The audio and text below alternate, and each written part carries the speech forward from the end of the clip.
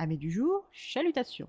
Pour les petits nouveaux, moi c'est Sekhmet et je vous souhaite la bienvenue dans mon podcast littéraire. Dans mon émission, je vais tenter 3 fois par semaine de vous donner envie de découvrir des livres de tout poil, récents et moins récents. Alors, si ça vous tente, c'est par ici la suite.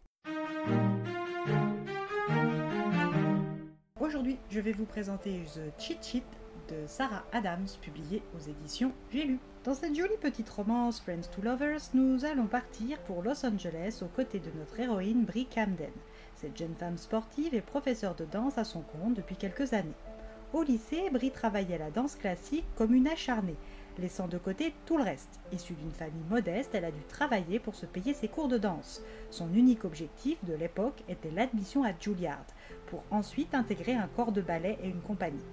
Tout le temps libre, si minime qu'il fût, était consacré à la danse ou à l'entraînement de son corps dans le but d'améliorer ses performances de danseuse.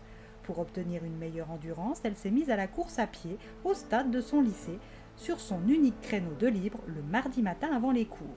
C'est là qu'elle a fait la rencontre de Nathan Donaldson, le capitaine de l'équipe de football. Nathan est le fils unique du PDG d'une entreprise de la tech et, contrairement à Brie, l'argent n'est pas un problème pour lui et sa famille.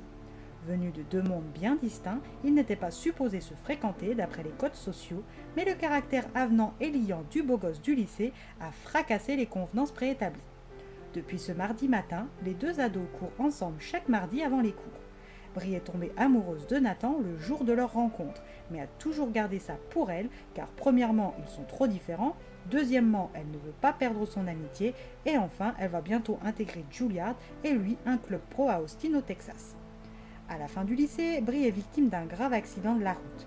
Une voiture a grillé un feu rouge et l'a percuté de plein fouet, lui brisant le genou et ses rêves de danseuse classique pro avec. Après s'être faite opérer et entamer les séances de kinésithérapie, Brie a commencé à déprimer. Et pour que Nathan ne la voie pas comme ça, ni ne gâche sa vie pour elle, ce qu'il était prêt à faire en renonçant à aller à Austin pour rester près d'elle, Brie a pris ses distances et l'a totalement évincé de sa vie. De son côté, Nathan a travaillé dur pour intégrer une équipe. Quelques années plus tard, Brie, qui avait fini ses études, se voit proposer par une amie une place de professeur de danse dans une petite école de LA et recroise par hasard Nathan dans un café. Les deux amis ont repris leur amitié là où elle s'était arrêtée, comme si de rien n'était, et avec elle, leur habitude de jogging du mardi matin aux aurores. Cette même année, Nathan est devenu le quarterback titulaire des Sharks avec qui il a gagné le Super Bowl, le propulsant dans les strates de la célébrité. Brie, elle, est passée de professeur à gérante de son studio de danse. Et depuis leur retrouvaille, les deux meilleurs amis partagent tout et ignorent les sentiments amoureux de l'autre. Car oui, il n'y a pas que Brie qui est encore amoureuse de Nathan, Nathan aussi est amoureux d'elle depuis le lycée, et les années n'y ont rien changé non plus. Chacun a une vie amoureuse, peu ou pas épanouissante auprès de partenaires de passage. Le matin où nous rencontrons Brie, elle vient comme chaque mardi matin honorer leur séance sportive. Elle apporte café et cookies directement dans la cuisine de Nathan grâce au double des clés de son appartement qu'elle a en sa possession. Dans la cuisine, la petite amie du moment, Kelsey, se dandine en pyjama. Les deux femmes, comme vous pouvez vous en douter, ne s'aiment pas. Mais quand le beau et musclé Nathan fait son apparition dans la cuisine, Kelsey, comme bon nombre de demoiselles avant elle, fait l'erreur de lui demander de choisir entre elle et sa meilleure amie. Et comme toujours, le choix est sans appel, Brie est l'heureuse élue. Nathan et Brie entament leur jogging sur cette rupture qui fait très, sans aucun doute trop, plaisir à Brie, qui est depuis hier, elle aussi célibataire. Quand elle l'annonce à Nathan, lui aussi est très, mais alors vraiment très satisfait. Pour la première fois, ils sont tous les deux célibataires en même temps. Serait-ce le signe du destin que leurs cachotteries ont trop duré, qu'il est grand temps de se jeter à l'eau? Ce n'est certainement pas Lily, la sœur aînée de Brie, Jamal, le demi-offensif des Sharks, Derek, l'ailier, Jayon, Dee Price, le bloqueur, et Laurence, l'arrière-gauche des Sharks, qui vont dire le contraire, car tous savent les sentiments qui animent Brie et Nathan, et sont, chacun de leur côté, persuadés de la réciprocité de ceux-ci, et encouragent leur poulain à se lancer sans succès pour le moment.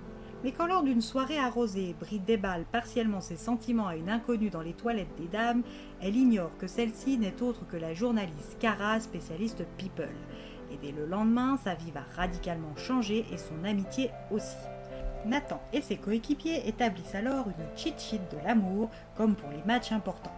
Alors, Brie et Nathan arriveront-ils à dépasser la ligne de la friend zone?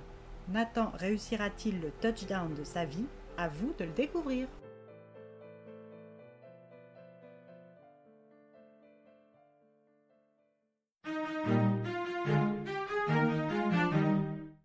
une petite romance bonbon qui a fait fondre mon cœur de midinette et qui m'a bien fait rire.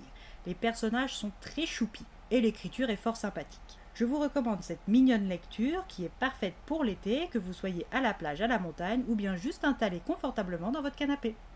Et bien voilà, j'en ai fini pour aujourd'hui. J'espère que cet épisode vous aura plu et vous aura donné des nouvelles idées de lecture. Si vous souhaitez découvrir d'autres petits bonbons littéraires tout droit sortis de ma bibliothèque, je vous retrouve le samedi 3 août prochain pour un nouvel épisode. Et si d'ici là je vous manque de trop, vous connaissez le chemin sur Instagram, @leslecturesdeSekhmet. Sur ce, chalut les amis et à la prochaine.